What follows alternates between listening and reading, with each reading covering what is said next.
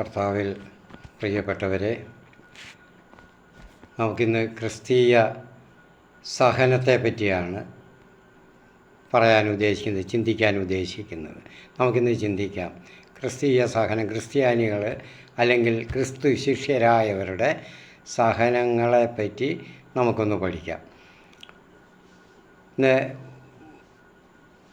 ഇതൊക്കെ പറയുമ്പോൾ ഇത് നിസ്സാര കാര്യമല്ല, പെട്ടെന്ന് പറഞ്ഞു പോകാവുന്നതല്ല. ഒരുപാട് മണിക്കൂറുകൾ വേണം. കഴിഞ്ഞ പ്രാവശ്യം പറഞ്ഞ സ്നേഹത്തിൻ്റെ കാര്യം, ക്രിസ്തുവിനെ കണ്ടുമുട്ടുന്നവരുടെ കാര്യം, ഇതൊക്കെ മണിക്കൂറുകളിലെടുത്ത് പറയേണ്ടുന്ന കാര്യങ്ങളാണെങ്കിലേ അത് ശരിയാകത്തുള്ളൂ. നമുക്ക് വളരെ കുറച്ച് കാര്യങ്ങളായിട്ട് അതിൻ്റെ ഒരു ചുരുക്കമായിട്ട് ഒരു അബ്സ്ട്രാക്റ്റ് ഫോം മാത്രം പറയാൻ നമുക്ക് ഈ വീഡിയോയിൽ പറ്റുകയുള്ളൂ, ഏതിലും. അപ്പോൾ അതുകൊണ്ട് വളരെ ശ്രദ്ധിക്കുക. പിന്നെ ഒരു കാര്യം, ഈ വീഡിയോ കാണുന്നവർ ഈ channel the real way official Bible study Thomas Meenathethil എന്ന് യൂട്യൂബ് സെർച്ച് ചെയ്തിട്ട് ഇത് ടൈപ്പ് ചെയ്ത് കൊടുക്കണം. അപ്പോൾ എൻ്റെ ഈ വീഡിയോകൾ ഞാനിത് ഇടുന്നതെല്ലാം കിട്ടും. മിക്കവാറും ഒരാഴ്ചയിൽ 3 ഇനി ബൈബിൾ ക്ലാസ്സായിട്ട് തുടങ്ങിക്കഴിഞ്ഞാൽ പഠനം, വിശുദ്ധ വേദ പുസ്തകത്തിൻ്റെ ആദ്യം മുതലുള്ള പഠനം തുടങ്ങുമ്പോൾ ആഴ്ചയിൽ 4 വീഡിയോകളൊക്കെ വരും. അപ്പോൾ ഇത് ഇങ്ങനെ ടൈപ്പ് ചെയ്ത് കൊടുത്ത് ഈ വീഡിയോ കാണണം. അതുപോലെ സബ്സ്ക്രൈബ് ചെയ്യണം. അപ്പോൾ നിങ്ങൾ സബ്സ്ക്രൈബ് ചെയ്താൽ ഒരു ഗുണമുള്ളത്, ഞാനെപ്പോഴും അതിന് ഒന്നും വായിക്കേണ്ട, എപ്പോഴും ടൈപ്പ് ചെയ്യേണ്ട, എപ്പോഴും ലിങ്ക് ഇടണ്ട. ലിങ്ക് എൻ്റെ റിയൽ വേ ഗ്രൂപ്പിൽ ചേർന്നിട്ടുള്ളവർക്ക് ലിങ്ക് കിട്ടത്തുള്ളൂ. ഒന്നിച്ചങ്ങ് പോകും. മറ്റുള്ളത് ഞാൻ ഓരോരുത്തർക്കായിട്ട് ചെയ്യണം. ഇപ്പോൾ എല്ലാവരുടെയും നമ്പരും ഒന്നും കാണത്തില്ലല്ലോ കയ്യിൽ. അതുകൊണ്ട് ഇത് ഓർമ്മയിരിക്കുക. The real way official Bible study Thomas Meenathethil എന്ന് ടൈപ്പ് ചെയ്ത് കൊടുക്കുക. ഇത് സബ്സ്ക്രൈബ് ചെയ്താൽ നിങ്ങൾ യൂട്യൂബ് തുറക്കുമ്പോൾ മറ്റുള്ളവയുടെ കൂടെ ഇതും കൂടെ എളുപ്പം കിട്ടും, സെർച്ച് ചെയ്തെടുക്കാൻ എളുപ്പമുണ്ട്. അതുപോലെ ലൈക്ക് ചെയ്യാനും മറക്കരുത്. ലൈക്ക് ചെയ്യുക, ഷെയർ ചെയ്യണം. ഏറ്റവും പ്രധാനം സബ്സ്ക്രൈബ് ചെയ്യുക, ഷെയർ ചെയ്യുക. മറ്റുള്ളവർക്ക്, നമ്മൾ അറിയുന്നവർക്ക് എല്ലാവർക്കും, ഏത് മതത്തിൽപ്പെട്ടവർക്കായാലും ഷെയർ ചെയ്ത് കൊടുത്ത് എല്ലാവരും ഇത് ദൈവവചനം പഠിക്കട്ടെ. അതിനുവേണ്ടി എല്ലാവരും ചെയ്യണം. അങ്ങനെ ഷെയർ ചെയ്യുമ്പോൾ ഒരു കാര്യമുണ്ട്, മറ്റുള്ളവർക്ക് പകർന്നു കൊടുക്കുമ്പോൾ നിങ്ങളും സുവിശേഷത്തിൻ്റെ പങ്കാളികളാവുകയാണ്. അവർ സുവിശേഷം പ്രചരിപ്പിക്കുക. ഈ പ്രസംഗിക്കുന്ന ആൾ അല്ലെങ്കിൽ ഇത് പഠിപ്പിക്കുന്ന ആളിനോടൊപ്പം തന്നെ അവരും കൂടെ പങ്കുചേർന്ന് പഠിപ്പിക്കുക, പങ്കുചേർന്ന് പ്രസംഗിക്കുകയാണ്, പ്രഘോഷിക്കുകയാണ് ക്രിസ്തുവിനെ. അപ്പോൾ അത് നിസ്സാര കാര്യമല്ല, അതൊരു വലിയ അനുഗ്രഹം കിട്ടുന്ന കാര്യമാണ്. അതുകൊണ്ട് നമ്മുടെ വീടുകളിൽ ചുറ്റുപാടുമുള്ളവർ, നമ്മുടെ സഹോദരങ്ങൾ, ജോലി സ്ഥലത്ത്, ദൂരസ്ഥലങ്ങളിൽ, പിന്നെ വിദേശങ്ങളിലായിരിക്കുന്നവർ, ഇവരൊക്കെ നിർബന്ധമായിട്ട് നിങ്ങൾ ഷെയർ ചെയ്ത് കൊടുക്കണം. നിങ്ങൾക്ക് ആ ദൈവാനുഗ്രഹം എനിക്ക് മാത്രമല്ല നിങ്ങൾക്കും കിട്ടണം. അപ്പോൾ അതിനു വേണ്ടിയാണ് ഞാൻ പറയുന്നത്. കാരണം നമ്മൾ സുവിശേഷം പ്രചരിപ്പിക്കുകയാണ്, സുവിശേഷത്തിൽ ക്രിസ്തുവിൻ്റെ സുവിശേഷം പ്രഘോഷിക്കുന്നതിന് നമ്മൾ പങ്കാളികളാകുകയാണ് അങ്ങനെ ചെയ്യുമ്പോൾ. നമുക്ക് പ്രാർത്ഥനയോടെ തുടങ്ങാം. പിതാവിനും പുത്രനും പരിശുദ്ധ റൂഹായിക്കും സ്തുതി ആദ്യം മുതൽ എന്നേക്കും ആമേൻ. അപ്പോൾ ക്രിസ്തീയ സഹനമെന്ന് പറയുമ്പോൾ ഇപ്പോൾ എല്ലാ വിഷയങ്ങളും സഹനത്തിൻ്റെ പല ഭാഗങ്ങളുണ്ട്. അതെല്ലാം ഒന്നും നമുക്ക് ഇപ്പോൾ എടുക്കാൻ പറ്റുകയില്ല ഒന്നിച്ച്, കാരണം മണിക്കൂറുകളെടുക്കും. ഇപ്പോൾ നമുക്ക് വിചാരിച്ചിരിക്കാതെ വരുന്ന ഓരോ അത്യാപത്തുകൾ, ഓരോ പ്രതിസന്ധികൾ നമ്മുടെ ജീവിതത്തിൽ ഉണ്ടാകുന്നത്, അതുപോലെ രോഗങ്ങൾ, വലിയ വ്യാധികളായിട്ട് രോഗങ്ങളായിട്ട് നമുക്ക് മാറാതെ ഇങ്ങനെ നിൽക്കുന്നത്, ഇങ്ങനെയൊക്കെയുള്ള കാര്യങ്ങളൊക്കെ ഒന്ന് നമുക്ക് പരിശോധിക്കാം ബൈബിൾ അടിസ്ഥാനത്തിൽ. ഇങ്ങനെയൊക്കെ ഉണ്ടാകുന്നത് എന്താണ്, അപ്പോൾ ഉണ്ടാകുമ്പോൾ എന്ത് ചെയ്യണം, എന്തുകൊണ്ടാണെന്ന് ചോദിച്ചാൽ പല കാര്യങ്ങളും പറയാനുണ്ട്. അതിനുള്ള സമയം നമുക്ക് അനുവദിക്കുന്നില്ല. അതുകൊണ്ട് നമുക്ക് അങ്ങനെ വരുന്നത് എന്ത് ചെയ്യണം, ബൈബിളിൽ എന്താണ് ഇതിനെയൊക്കെ പറ്റി പറയുന്നത് എന്ന് നമുക്കൊന്ന് അല്പസമയം കൊണ്ട് നമുക്കൊന്ന് കുറച്ചൊക്കെ ഒന്ന് ചിന്തിച്ച് നോക്കാം.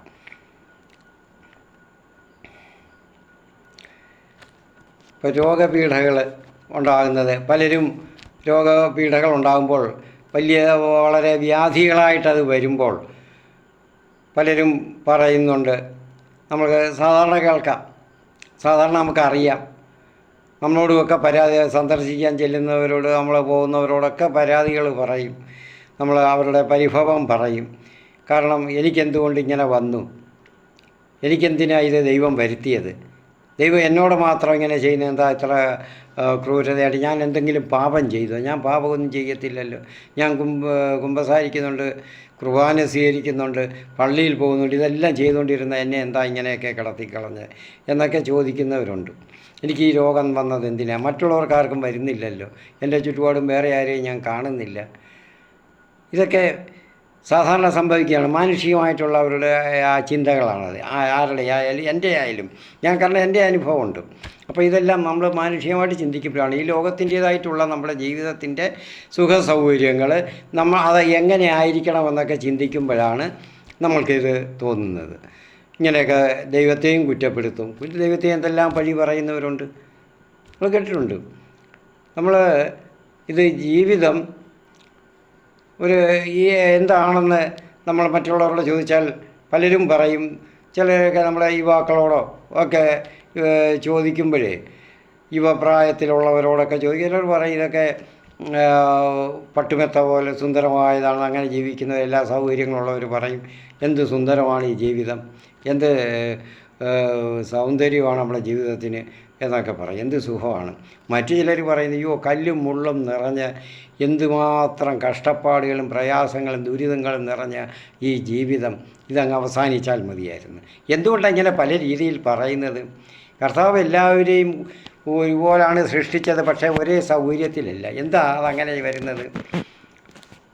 നമ്മളൊരു പൂന്തോട്ടം എടുത്താൽ അതിൽ ചിലതിലൊന്നും പൂക്കളുണ്ടാകത്തില്ല, അതിന് പകരം അതിൻ്റെ ഇലകളുടെ നിറങ്ങളാണ്, അതിൻ്റെ ആകൃതിയാണ്, എന്ത് ഭംഗിയായിരിക്കും. ചില പൂക്കൾക്കൊക്കെ മണമുണ്ട്, പക്ഷേ അത് ചിലതിന് മണമുള്ള ചില പൂക്കൾക്കൊന്നും കാണാൻ ഭംഗി ഉണ്ടാകത്തില്ല, നല്ല മണമായിരിക്കും പക്ഷേ കാണാൻ ഭംഗി ഉണ്ടാകത്തില്ല. ചിലത് നല്ല ഭംഗിയായിരിക്കും പക്ഷേ അടുത്ത് മണം ഉണ്ടാകത്തില്ല, ഒരു ഹൃദ്യമായ മണമൊന്നും ഉണ്ടാകുകയില്ല. അപ്പോൾ ഇങ്ങനെ പല രീതിയിലാണ് മനുഷ്യരുടെയും കാര്യം ദൈവം സംവിധാനം ചെയ്തിരിക്കുന്നത് ഇതുപോലെയാണ്. ചിലർ നല്ല സമ്പത്തിലായിരിക്കും, പലർക്ക് ദാരിദ്ര്യമായിരിക്കും. എന്തുകൊണ്ടാണ് ഇതൊക്കെ അനുഭവിക്കുന്നത്, ഇങ്ങനെയൊക്കെ ദൈവം അനുവദിക്കുന്നതെന്ന് ചോദിച്ചാൽ അതിന് ദൈവത്തിന് മാത്രമേ ഉത്തരം പറയാൻ പറ്റത്തുള്ളൂ, നമുക്കല്ല. കാരണം അതിനൊരു പ്രത്യേക കാരണമുണ്ട്. ദൈവശാസ്ത്രപരമായിട്ടൊക്കെ ചിന്തിക്കുമ്പോൾ അതിന് പ്രത്യേക കാരണമുണ്ട് ദൈവത്തിന്. അതിലൂടെ പോകണ്ട. നമുക്ക് ഈ സഹനങ്ങളുടെ കാര്യം പറയുമ്പോൾ നമുക്ക് പ്രധാനമാണ്. അപ്പോൾ ഞാൻ പറയുന്നത് എന്തുകൊണ്ടാണ് ഇങ്ങനെ ജീവിതത്തെപ്പറ്റി ചിന്തിക്കുന്നതെന്ന് പറയുമ്പോൾ, മനുഷ്യൻ എങ്ങനെയാണ് അതിനെ ജീവിതത്തെ സമീപിക്കുന്നത്, ഒരു മനുഷ്യൻ അല്ലെങ്കിൽ ഒരു വ്യക്തി സമീപിക്കുന്നത് ഏത് വിധത്തിലാണോ അതനുസരിച്ചിരിക്കും അവൻ്റെ ജീവിതം.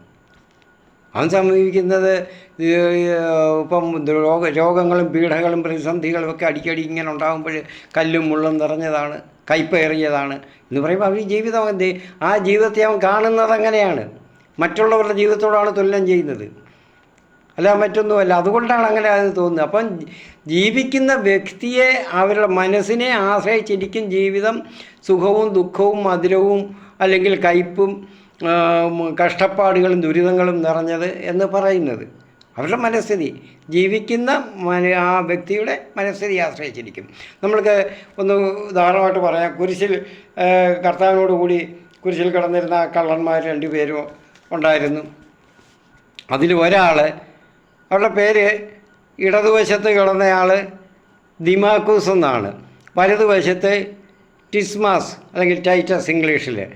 ഇങ്ങനെയുള്ള 2 കുറ്റവാളികളാണ്. കള്ളന്മാരെന്ന് തന്നെ പറഞ്ഞുവിടാം, മുഴുവൻ അർത്ഥത്തിൽ അവർ കള്ളന്മാർ എല്ലാം ഉണ്ടായിരുന്നു. പക്ഷേ അവർ ഒരു തീവ്രവാദികളായിരുന്നു സ്വാതന്ത്ര്യത്തിന് വേണ്ടി. ദൈവരാജ്യത്തിൻ്റെ അവരുടെ വിചാരം നമ്മൾ ഈ ലോകത്ത് തന്നെയാണ്, ഇസ്രായേലിലാണ് ദൈവരാജ്യം എന്ന് പറഞ്ഞാൽ ദാവീദിൻ്റെ പഴയ സാമ്രാജ്യം സ്ഥാപിക്കണം, അതിനു വേണ്ടിയായിരുന്നു. അപ്പോൾ അങ്ങനെയുള്ള പോരാളികളായിരുന്നു ഇവർ. പിന്നീട് ഇങ്ങനെ പിടിച്ചു പറയും, ഇതെല്ലാം അതിൻ്റെയൊക്കെ ചരിത്രം പിന്നെ പഠിപ്പിക്കും, പിന്നെ പറയും. അപ്പോൾ അതിൽ 2 പേരും 2 വിധത്തിലല്ലേ ആ ജീവിതത്തെ, അവരുടെ ആ അവസ്ഥകളെ അവർ സമീപിച്ചത്. ഒരാൾ ഇടതുവശത്ത് കിടന്ന ദിമാക്കൂസ് കർത്താവിനെ അധിക്ഷേപിക്കുകയും ചീത്ത വിളിക്കുകയും കണ്ടമാനം പുലഭ്യം പറയുകയും ഞങ്ങളെയും രക്ഷിക്കുക, നിന്നെയും രക്ഷിക്കടാ, നീ സ്വയം രക്ഷിക്കുക, നീ വലിയ ദൈവപുത്രനാണെന്നും പറഞ്ഞുകൊണ്ടൊക്കെ നടന്ന് വലിയ ജാലവിദ്യകളൊക്കെ കാണിച്ചാൽ ഇപ്പം എന്താ നിനക്ക് വയ്യാത്തതെന്നൊക്കെ ചോദിച്ചു. മറ്റ് അവിടുത്തെ യഹൂദ പുരോഹിതന്മാരും അവരുടെ പിണിയാളുകളും ഒക്കെ ആയിരക്കണക്കിന് അവിടെ നിന്നുകൊണ്ട് ചോദിച്ചു. അതിൻ്റെ കൂടെ അവനും പറഞ്ഞു. എന്നാൽ മറ്റേ ആളോ പറഞ്ഞത് എങ്ങനെയാ? ടിസ്മാസ് വലതുവശത്ത് കിടന്നവൻ, എടാ നീ അവനെ ശാസിച്ചുകൊണ്ട് പറയടാ, നമ്മൾ ചെയ്യുന്ന കുറ്റത്തെ നമ്മൾ കുറ്റവാളികളായിട്ട് ജീവിച്ച് നമ്മൾ പാപത്തിൽ തന്നെ മുഴുകി കഴിഞ്ഞവരാണ്, അതിൻ്റെ ശിക്ഷ നമ്മൾ അനുഭവിക്കുന്നു. അത് ഈ കിടക്കുന്ന ഈ മനുഷ്യൻ ഒരു കുറ്റവും ചെയ്തില്ല, ദൈവപുത്രൻ തന്നെയാണ് എന്ന് പറഞ്ഞു. അവൻ ആ വെളിച്ചം കൊടുത്തു. അതിൻ്റെ കാര്യങ്ങളൊക്കെ ദൈവശാസ്ത്രമായിട്ടും മറ്റുള്ള കാര്യങ്ങളൊക്കെ പിന്നീട് നമുക്ക് പഠിക്കുമ്പോൾ, സുവിശേഷം പഠിക്കുമ്പോൾ നമുക്ക് പറയാം, വിശദീകരിക്കാം. അപ്പോൾ രണ്ടുപേരും സമീപിച്ച രീതിയാണ് ഞാൻ പറഞ്ഞ ജീവിതത്തെ. അപ്പോൾ അവർക്ക് പറ്റിയ അവസ്ഥകൾ, ആ രോഗങ്ങൾ, ആ വേദനകളെ അവർ സമീപിച്ച രീതി. എന്നിട്ട് അവൻ കർത്താവിനോട് പറഞ്ഞു, കർത്താവേ വലതുവശത്തുള്ള എന്നെയും കൂടെ അവിടുത്തെ രാജ്യത്തിൽ ഓർക്കണമെന്ന്. അവൻ നോക്കുക, എത്ര ഞൊടികളെ കൊണ്ട് അവൻ കർത്താവിൻ്റെ പ്രീതി പിടിച്ചു പറ്റി അവൻ സ്വർഗത്തിലെത്തി. കർത്താവ് പറഞ്ഞു, ഇന്ന് എൻ്റെ കൂടെ നീ ദൈവരാജ്യത്തിലായിരിക്കും, ഞാൻ പ്രവേശിക്കുമ്പോൾ നീയും കാണും, എന്നോടൊപ്പം കാണും. ആദ്യമായിട്ട് ദൈവരാജ്യത്തിൽ പ്രവേശിച്ച ഒരു മനുഷ്യ, ഒരു വ്യക്തിയും വിശുദ്ധനായിരിക്കും. അതുകൊണ്ടാണ് വിശുദ്ധനായിട്ടുണ്ട്, ആരും ഔദ്യോഗികമായിട്ട് പ്രഖ്യാപിച്ചിട്ടില്ലെന്നേ ഉള്ളൂ. ആ ജീവിത ആ സാഹചര്യത്തെ നേരിട്ട് ആ മനസ്സിൻ്റെ രീതി, ആ വ്യക്തിയുടെ മാനസിക രീതി എങ്ങനെയാണോ നേരിടുന്നത്, ഏത് മനസ്സോടെയാണോ അതാണ് ജീവിതം, സുഖവും ദുഃഖവും എല്ലാം ആകുന്നത് എന്ന് പറയാനാണ് ഞാൻ പറഞ്ഞത്. നമുക്ക് ഇപ്പോൾ രോഗപീഠകൾ ഞാൻ പറയാം, ഈ അത്യാപത്തുകൾ ഇതുപോലെ എല്ലാം വരുമ്പോഴും ഓരോരുത്തർ പറയുന്നില്ലേ, നമുക്കെന്താ ബൈബിളിൽ പറയുന്നതെന്ന് നമുക്കൊന്ന് നോക്കാം. 1 പത്രോസ് 4-ാം അധ്യായം 12-ാമത്തെ വാക്യം നമുക്കൊന്ന് എടുത്ത് വായിക്കാം. എല്ലാം വ്യക്തമായിട്ട് എല്ലാം ബൈബിളിൽ സർവ്വ കാര്യങ്ങൾക്ക് ഉത്തരവുണ്ട്. ഞാൻ പറഞ്ഞില്ലേ, സർവ്വകാര്യം ഉത്തരവുണ്ട്, ചോദ്യങ്ങളുമുണ്ട്, അതിനുള്ള ആശ്വാസങ്ങളും പരിഹാരങ്ങളും ഒക്കെ ഉണ്ട്. വിശുദ്ധ പത്രോസ്ലീഹ പറയുന്നത്, പ്രിയപ്പെട്ടവരെ, നിങ്ങളെ പരിശോധിക്കാനായി അഗ്നി പരീക്ഷകൾ ഉണ്ടാകുമ്പോൾ അപ്രതീക്ഷിതമായതെന്തോ സംഭവിച്ചാൽ എന്ന പോലെ പരിഭ്രമിക്കരുത്. നമ്മളങ്ങനെ രോഗങ്ങളും പ്രതിസന്ധികളും ഒക്കെ ഉണ്ടാകുമ്പോൾ നമ്മൾ വിചാരിച്ച കാര്യങ്ങൾക്ക് നേരെ എതിരായിട്ട് നടക്കുമ്പോൾ നമ്മൾ പരിശ്രമിച്ചുകൊണ്ടിരിക്കുന്ന കാര്യങ്ങൾ ഒരിക്കലും സാധിക്കാതെ അതിന് തീർത്തും അങ്ങ് മുടക്കങ്ങൾ വരുമ്പോൾ അപ്പോൾ നമ്മൾ വിചാരിക്കുക ദൈവത്തെയും കൂടെ പഴിക്കത്തില്ല, എന്താ ഇനി ഇതിങ്ങനെയൊക്കെ വരുന്നതെന്ന്. ദൈവത്തിൻ്റെ കാര്യങ്ങൾ നമ്മൾ പലപ്പോഴും കേൾക്കുന്നതും കാണുന്നതുമാണ്, നമ്മൾ അനുഭവപ്പെടുന്നതുമാണ്. നിങ്ങൾ അപ്രതീക്ഷിതമായത് എന്തോ സംഭവിച്ചാൽ എന്ന പോലെ പരിഭ്രമിക്കണ്ട. അപ്പോൾ എന്തുകൊണ്ടാണ് ഈ രോഗങ്ങളോ വേദനകളോ വന്നത് എന്നുള്ളത് നോക്കണം. ക്രിസ്തുവിൻ്റെ പീഡകളിൽ നിങ്ങൾ പങ്കുകാരാകുന്നതിൽ ആഹ്ലാദിക്കുവിൻ. കണ്ടോ, ക്രിസ്തുവിൻ്റെ പീഡകളിൽ നമുക്ക് പങ്കാളിത്തം തന്നതാണ് കർത്താവ്. ഈ രോഗങ്ങൾ, വേദനകൾ, തീരാവ്യാധികൾ വരുമ്പോൾ ക്രിസ്തുവിൻ്റെ പീഡ, അവിടെ ആ കള്ളൻ്റെ കാര്യം ഞാൻ പറഞ്ഞല്ലോ, ടിസ്മാസിൻ്റെ, അയാളവിടെ കിടന്നുകൊണ്ട് ക്രിസ്തുവും അവിടെ കുരിശിൽ കിടന്ന് അനുഭവിക്കുകയാണ്. വേദന, തീവ്രവേദന, 4 ആണികളിൽ തൂങ്ങി അവിടെ കിടക്കുകയാണ്. അപ്പോഴെന്തുമാത്രം വേദനയാണത്. മരിക്കത്തതുമില്ല, ജീവൻ പോകത്തുമില്ല, വേദന അങ്ങ് കാർന്ന് തിന്ന് അങ്ങ് കിടക്കുകയാണ്. അപ്പോൾ ആ വേദന ക്രിസ്തു അനുഭവിക്കുന്നു, അതുപോലെ അവനും അനുഭവിക്കുന്നു. അപ്പോൾ അതിൽ പങ്കാളിത്തമാണ് അവൻ കണ്ടത്. അതില്ല ഈ നല്ല മനുഷ്യൻ്റെ കൂടെ എനിക്ക് അനുഭവിക്കാനുള്ള, എൻ്റെ പാപത്തിൻ്റെ ഫലം അനുഭവിക്കാനുള്ള, ശിക്ഷ അനുഭവിക്കാനുള്ള ഭാഗ്യം എനിക്ക് കിട്ടി, ഒരു തിന്മയും ചെയ്യാത്തവൻ്റെ കൂടെ. അപ്പോൾ അതാണ് അവൻ അങ്ങനെ കണ്ടത്. അപ്പോൾ നമ്മൾ ചിന്തിക്കേണ്ടത് ഇതാണ്. അപ്പോൾ പീഡകളിൽ നമ്മൾ, ക്രിസ്തുവിൻ്റെ പീഡകളിൽ നമ്മൾ പങ്കുകാരെ ആകുകയാണ് ചെയ്യുന്നത്. അതിൽ ആഹ്ലാദിക്കണമെന്നാണ്. ആരാ രോഗത്തിൽ ആഹ്ലാദിക്കാൻ നമുക്ക് കഴിയുന്നത്? നമുക്ക് കഴിയുമോ? കഴിയണം. അല്ലെങ്കിൽ പിന്നെ അങ്ങനെ ഞാൻ പറഞ്ഞ ക്രിസ്ത്യാനി എന്നാൽ ക്രിസ്തു ശിഷ്യൻ എന്ന് എങ്ങനെ പറയാൻ പറ്റും? മാമോദീസ മുങ്ങി പരിശുദ്ധാത്മാവിനെ നമ്മൾ മൂറാനഭിഷേകത്തിൽ നമ്മളെ പരിശുദ്ധാത്മാവിനെ നമ്മുടെ ആത്മാവിൽ സ്ഥിരീകരിച്ചപ്പോൾ നമ്മളാരാ? ക്രിസ്തുവിൻ്റെ ശിഷ്യരായിരിക്കുകയാണ്. ഫിലിപ്പിയർ 1:29 പറയുന്നുണ്ട്, നമ്മളിങ്ങനെ മാമോദീസ സ്വീകരിച്ചു, എല്ലാം ചെയ്തപ്പോൾ നമ്മൾ ക്രിസ്തുവിൻ്റെ നമ്മൾ ആ രക്ഷയിൽ മാത്രം എത്തിപ്പെടുകയല്ല ചെയ്തത്. ആ കൃപാവരം മാത്രമല്ല നമ്മൾക്ക് കിട്ടിയത്. പിന്നെയോ അവനെ പ്രതി 1:29 ക്രിസ്തുവിൽ വിശ്വസിക്കാൻ മാത്രമല്ല അപ്പോൾ നമ്മൾക്ക് ആ അവസരം നമുക്ക് വരം കിട്ടുന്നത്. അവനെ പ്രതി സഹിക്കാനുള്ള കൂടിയുള്ള അനുഗ്രഹം. അവന് വേണ്ടി സഹിക്കാൻ ആർക്കാ? ക്രിസ്തുവിന് വേണ്ടിയല്ല നമ്മളെ സഹിക്കുന്നത്. ക്രിസ്തുവിന് വേണ്ടി സഹിക്കേണ്ട കാര്യമില്ല.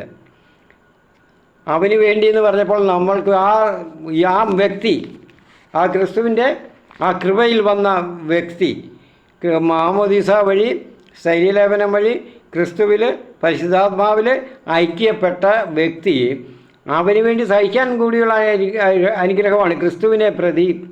ആരെയാ? ക്രിസ്തുവിനെ പ്രതി നിങ്ങൾക്ക് ലഭിച്ചിരിക്കുന്നത്. ക്രിസ്തുവിനെ പ്രതി നമ്മൾ അനുഭവിക്കുകയാണ്. ആ വരം കൂടാണ് അതിൻ്റെ കൂടെ ലഭിക്കുന്നത്. അല്ലെ വിശ്വസിക്കാൻ മാത്രമല്ല, വിശ്വസിച്ച് രക്ഷപ്രാപിക്കാൻ മാത്രമല്ല, അത് ഓരോരുത്തരും ഓർക്കണം. അതുകൂടെ എല്ലാവരും മറന്നു പോവുകയാണ്.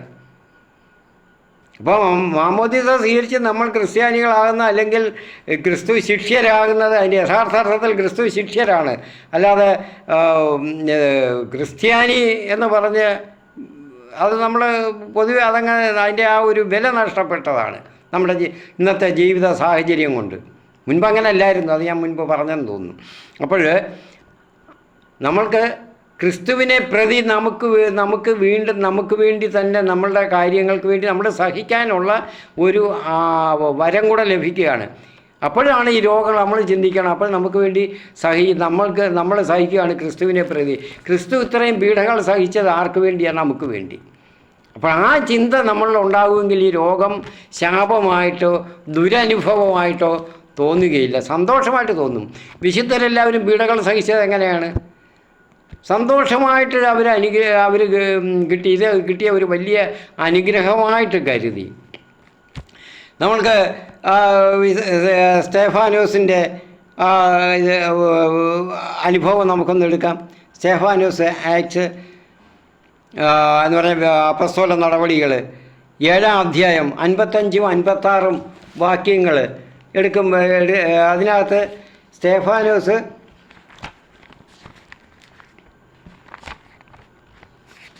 കർത്താവ് സ്വർഗത്തിലെ പിതാഭൂഷനായിരിക്കുന്നതും അതിൽ യേശു ക്രിസ്തു വലത്തുഭാഗത്ത് കർത്താവിൻ്റെ കൂടെ ആയിരിക്കുന്നതും സ്തേഫാനോസ് കണ്ടപ്പോൾ ആ മഹത്വം കണ്ടു. സ്വർഗത്തിലെ ദൈവത്തിൻ്റെ മഹത്വം, സ്വർഗത്തിൻ്റെ മഹത്വം കണ്ടു. ഒന്ന് വായിക്കാം. 7:55-56.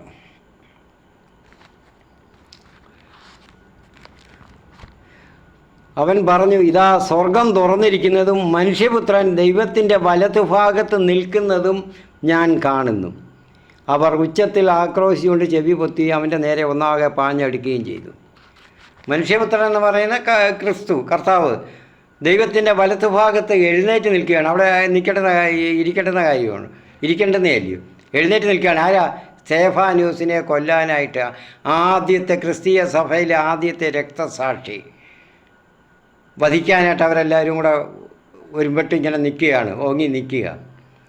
അപ്പോഴാണ് കർത്താവ് ദർശനം കൊടുത്തത്. സ്വർഗം തുറന്നിരിക്കുന്നു, ദൈവത്തിൻ്റെ മഹത്വം. അങ്ങനെ കണ്ടവർ ചുരുക്കമാണ്. ദൈവത്തിൻ്റെ മഹത്വം കണ്ടവർ അതിങ്ങനെ അങ്ങനെ ആരുമില്ല സത്യം പറഞ്ഞാൽ. യഥാർത്ഥത്തിൽ അതെല്ലാം അത് കാണിച്ചു കൊടുത്തു. യേശു ക്രിസ്തു അവിടെ ഏതാണ്ട് വലതുഭാഗത്ത് എഴുന്നേറ്റ് നിൽക്കുന്നു. എന്തിനാ? വലിയ മഹാരാജാക്കന്മാർ അല്ലെങ്കിൽ ഉന്നതരായ രാഷ്ട്രതലവന്മാർ, മറ്റ് രാഷ്ട്രതലവന്മാർ വരുമ്പോൾ ആതിഥേയ രാഷ്ട്രക്കാർ, ഇവിടെ ആതിഥേയനായ ക്രിസ്തുവാണ്. പിതാവ് സ്വർഗമാണ്, സ്വർഗരാജ്യം, ദൈവരാജ്യം. അവിടെ സ്വീകരിക്കാനായിട്ട് അവരെ സ്വീകരിക്കുക എഴുന്നേറ്റ് നിന്നാണ് സ്വീകരിക്കുക. ഇരുന്നും കൊണ്ടല്ല സ്വീകരിക്കുന്നത്, എഴുന്നേറ്റ് നിന്ന് രാഷ്ട്രതലവന്മാരെ സ്വീകരിക്കും. അങ്ങനെ വിശിഷ്ട വ്യക്തികളെ, അതിവിശിഷ്ട വ്യക്തികളെ സ്വീകരിക്കുന്നത്. അതുപോലെ ഉണ്ട് കർത്താവ് ഇവിടെ അതിവിശിഷ്ട വ്യക്തിയാണ്. ആരാ? സ്തേഫാനോസ്. സ്വീകരിക്കാൻ എഴുന്നേറ്റ് നിൽക്കുക. ഇപ്പോൾ ജീവൻ, ഈ ജഡത്തിൻ്റെ ജീവൻ പോയി ആത്മാവ് വിശുദ്ധീകരണത്തോടുകൂടി വിശുദ്ധീകരണം പ്രാപിച്ച് ഇവിടെ കടന്നു വരും. സ്വർഗത്തിൽ എത്തുന്ന ആദ്യത്തെ മനുഷ്യൻ ക്രിസ്തീയ സഭയിൽ കർത്താവ് എഴുന്നേറ്റിരിക്കുകയാണ്. അപ്പം നോക്കണം, നമ്മൾ ഈ നമ്മുടെ രോഗപീഠകളൊക്കെ സഹിക്കുകയാണെങ്കിൽ, സന്തോഷത്തോടുകൂടി സഹിക്കുന്നുവെങ്കിൽ കർത്താവ് ഇതുപോലെ നമ്മളെ സ്വീകരിക്കാനായിട്ട് ഒരുങ്ങിയിരിക്കുകയാണ്. നമ്മൾ തരുന്നത് എന്താ? ഈ രോഗപീഠകളൊക്കെ നമുക്ക് തരുന്നത് കർത്താവ് കൂടുതൽ സ്നേഹിക്കുന്നത് കൊണ്ടാണ്. വെളിപാട് 3:19 പറയുന്നത് നമുക്ക് നോക്കാം എന്തുകൊണ്ടാണെന്ന്. 3:19 പറയും, 19, ഞാൻ സ്നേഹിക്കുന്നവരെ ശാസിക്കുകയും ശിക്ഷിക്കുകയും ചെയ്യുന്നു, അതുകൊണ്ട് തീക്ഷ്ണതയുള്ളവനാകുക, അനുതപിക്കുക. കണ്ടോ, ഞാൻ സ്നേഹിക്കുന്നത് കൊണ്ടാണ് ഇത് വന്നത്. ഞാൻ സ്നേഹിക്കുന്നവരെ ശാസിക്കും ശിക്ഷിക്കും. അത് അവരെ സ്നേഹിക്കുന്നവർക്ക് എന്തുവാ? നല്ല പിതാക്കന്മാർ അല്ലെ മാതാപിതാക്കളൊക്കെ എങ്ങനെയാണ് ചെയ്യുന്നത്? മക്കളെ ശിക്ഷണം കൊടുക്കും, ശിക്ഷയും കൊടുക്കും. ശിക്ഷയും ശിക്ഷണവും രണ്ടും രണ്ടാണ്. ശിക്ഷണം എന്ന് പറയുമ്പോൾ നേരായ വഴിക്കിട്ട് നടത്തുക, അതിനെ ബുദ്ധിമുട്ടിച്ച് തന്നെ നടത്തും, നിർബന്ധിച്ച്. അപ്പോൾ അത് അനുസരിക്കാതെ വരുമ്പോൾ ഇടയ്ക്ക് അല്പം ശിക്ഷയും കൊടുക്കും. രണ്ടും രണ്ടാണ്. അപ്പോൾ ഞാൻ അവരെ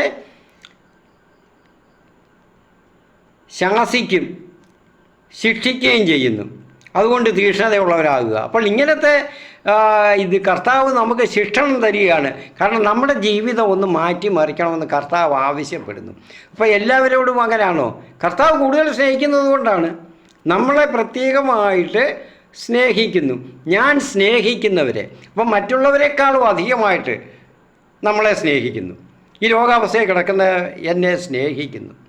നമ്മൾ ഓരോരുത്തരെയും, ഈ പ്രതിസന്ധികളിൽ അകപ്പെട്ട് വിഷമിക്കുന്നവരെ ഓരോരുത്തരെയും കർത്താവ് സ്നേഹിക്കുന്നതുകൊണ്ടാണ് കർത്താവിനെ അന്വേഷിക്കണം, അനുതപിക്കണം.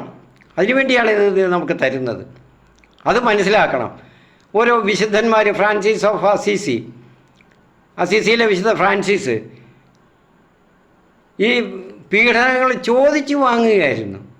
കാരണം അദ്ദേഹത്തിന് എല്ലാവരും രണ്ടാമത്തെ ക്രിസ്തു, അദ്ദേഹം നടന്നു വരുമ്പോൾ അദ്ദേഹത്തെ കാണുമ്പോൾ എല്ലാവരും ക്രിസ്തു എന്നാണ് അദ്ദേഹത്തെ വിചാരിച്ചിരുന്നത്. അങ്ങനെ ആയിരുന്നു കാണുന്നത്, ഫ്രാൻസിസ് അസീസിയെ കാണുന്നത്. അപ്പോൾ അതുകൊണ്ട് അദ്ദേഹത്തിന് ഒരു പീഡകൾ കിട്ടുന്നതിന് അദ്ദേഹത്തിന് അതിയായ കൊതിയായിരുന്നു, ആഗ്രഹം. ഇങ്ങനെ ഞാൻ കൂടുതൽ വിശുദ്ധനാണ് എന്ന്, ക്രിസ്തുവാണ് എന്നുള്ള ഒരു വിചാരവും ആളുകളുടെ ആ സംസാരവും, അടക്കിപ്പിടിച്ചുള്ള സംസാരവും, ഇതാ യേശു ക്രിസ്തു ഇതാ വരുന്നു എന്നുള്ളതാണ് പറയുന്നത്. കേൾക്കുമ്പോൾ അദ്ദേഹത്തിന് അലോസരമായിരുന്നു. ഞാൻ അതിനു വേണ്ടിയുള്ള വിശുദ്ധിയുള്ളവനല്ല, മനുഷ്യനല്ല. എനിക്ക് എൻ്റെ ഗ്രേഡ് അത്രത്തോളം ആയിട്ടില്ല. അങ്ങനെ ആർക്കും പറ്റത്തില്ല, ഒരു മനുഷ്യ ജീവിക്കും പറ്റത്തില്ലെന്നാണ് അദ്ദേഹത്തിൻ്റെ വാദം. അപ്പോൾ അദ്ദേഹം എന്ന് പറയുകയാണ്, ഭിക്ഷ യാചിച്ച് കിട്ടുന്ന വരുമാനമാണ് ശിഷ്യരെല്ലാവരും കൂടെ. അപ്പോൾ അദ്ദേഹം പലരോടും പറഞ്ഞു, എനിക്ക് ഈ അനുഗ്രഹങ്ങൾ ഇങ്ങനെ ജനങ്ങൾ എന്നെ പുകഴ്ത്താൻ പാടില്ല, വിശുദ്ധനായിട്ട് കാണാൻ പാടില്ല. ഇനി ഞാൻ കുറവുകളുള്ളവനാണ്. ഈ കുറവുകൾ എങ്ങനെ ഞാൻ ബോധ്യപ്പെടുത്തും? അപ്പോൾ എന്നെ നിങ്ങൾ ആരെങ്കിലും, അപ്പോൾ ലിയോ ഏറ്റവും അടുത്ത അദ്ദേഹത്തിൻ്റെ വലങ്കായി, ഏറ്റവും അടുത്ത സുഹൃത്ത് ലിയോ ബ്രദറിനോട് പറഞ്ഞു, നീ എന്നെ കുറച്ച് പുലഭ്യം പറ, അങ്ങനെയെങ്കിലും ഞാൻ കുറച്ചൊന്ന് കർത്താവിലൊന്ന് പശ്ചാത്തപിക്കട്ടെ. ഞാൻ ബലഹീനനാണ്, ഞാൻ കൊള്ളരുതാത്തവനാണ്, ഞാൻ ഒരു നികൃഷ്ട ജീവിയാണ്, മനുഷ്യജീവിയാണ് എന്നുള്ളത് ഞാനൊന്ന് അറിയട്ടെ, അല്ലെങ്കിൽ ഞാൻ ചിലപ്പോൾ തെറ്റിപ്പോകും. ഞാനൊരു ഉയർന്ന ഒരു മനുഷ്യനായിട്ട് ഞാൻ സ്വയം ചിന്തിച്ച് മാറിപ്പോകും. ഒരിക്കലും ചെയ്യത്തില്ല. അവരെല്ലാം വാവിട്ട് കരയുമായിരുന്നു, ഞങ്ങളെക്കൊണ്ട് അതങ്ങനെ ഒരിക്കലും പറയല്ലേ എന്ന് പറഞ്ഞ്. അവസാനം വിഷയഴിച്ച് കിട്ടിയ പൈസ എപ്പോഴും കള്ളും കുടിച്ച് അദ്ദേഹം വരുന്ന വഴിക്ക് മാറി നിന്ന്, അങ്ങനെയുള്ളവരൊക്കെ മാറി നിൽക്കുമല്ലോ അദ്ദേഹം നടക്കുന്ന വഴിയിൽ കൂടെ. എത്തിപ്പെട്ടാൽ ഒളിച്ചു നിൽക്കും. അദ്ദേഹം അങ്ങ് നടന്ന് പോയിട്ട് വെട്ടപ്പെടത്തുള്ളൂ, മറ്റുള്ളവർക്ക് ആ വഴി കയറത്തുള്ളൂ. അപ്പോൾ അങ്ങനെ നിൽക്കുന്ന ഒരു മനുഷ്യനോട് ഇപ്പോൾ വല്ലപ്പോഴും കാണുന്നതാണ്. അപ്പോൾ അവനോട് പറഞ്ഞു, എടാ നിനക്ക് ഞാൻ എന്ത് വേണേലും തരാം, നീ എന്നെ കുറച്ച് ആക്ഷേപവും ചീത്തയൊക്കെ അങ്ങ് പറ. അങ്ങനെ മനുഷ്യരെ പറയുന്നവനായിരുന്നു അവൻ കള്ളം കുടിച്ചിട്ട്. അവൻ പറഞ്ഞു, ഇല്ല പറയത്തില്ല, അങ്ങനെ ഞാൻ ഒരിക്കലും പറയത്തില്ല, എന്നോട് ആജ്ഞാപിക്കല്ലേ എന്നും പറഞ്ഞ് അവനും കരയുകയായിരുന്നു. അവസാനം പറഞ്ഞു, ഭിക്ഷയായി എനിക്ക് കിട്ടി, നീ ചെയ്തേ പറ്റത്തുള്ളൂ. ഭിക്ഷയയച്ച് കിട്ടുന്ന കാശ് നിനക്കങ്ങ് തരാം, എൻ്റെ ആശ്രമത്തിലെ ചിലവിനെ എടുക്കത്തില്ല എന്ന് പറഞ്ഞു. ഭിക്ഷയയച്ച് കിട്ടിയ കാശ് അവ കൊടുത്തു. അവനെ കൊണ്ട് പുലഭ്യം പറയിച്ച് ആണ് അദ്ദേഹം അടങ്ങിയത്. കാരണം എനിക്ക് അങ്ങനെ ഞാൻ ഉന്നതനാകാൻ പാടില്ല, ഞാൻ സാധാരണ മനുഷ്യനാണ്, എന്നുള്ളതാണ്. അപ്പോൾ അവരൊക്കെ ഞാൻ പറഞ്ഞു വന്നത് വിശുദ്ധരൊക്കെ, വിശുദ്ധരായിട്ടുള്ള താമസർ, അവർ വിശുദ്ധർ, ഇവരെല്ലാം വില കൊടുത്ത് ഇത് എളിമ വാങ്ങിക്കുകയായിരുന്നു, വില കൊടുത്ത് അവർ സഹനം സ്വീകരിക്കുകയായിരുന്നു. എളിമ എന്നാൽ സഹനം സ്വീകരിക്കുകയായിരുന്നു.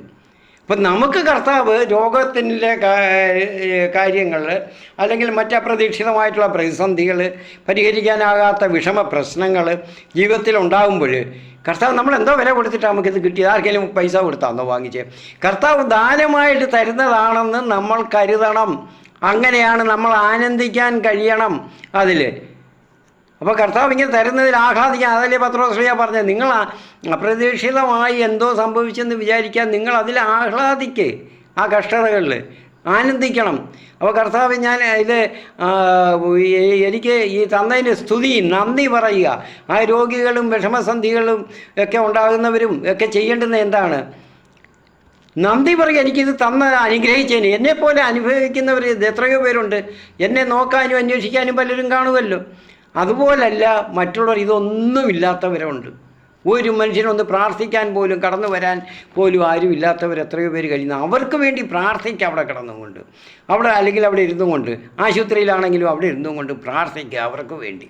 അപ്പോൾ അതാണ് കർത്താവ് ഇവിടെ പറഞ്ഞത്. പൗലോസ്ലീഹ പറയും, നിങ്ങൾ ആനന്ദിക്കുക, ആഹ്ലാദിക്കുക ഇത് വന്നതിൽ. അല്ലാതെ അത് മുറിവുറുപ്പ് ഒന്നും വേണ്ടിയതല്ല.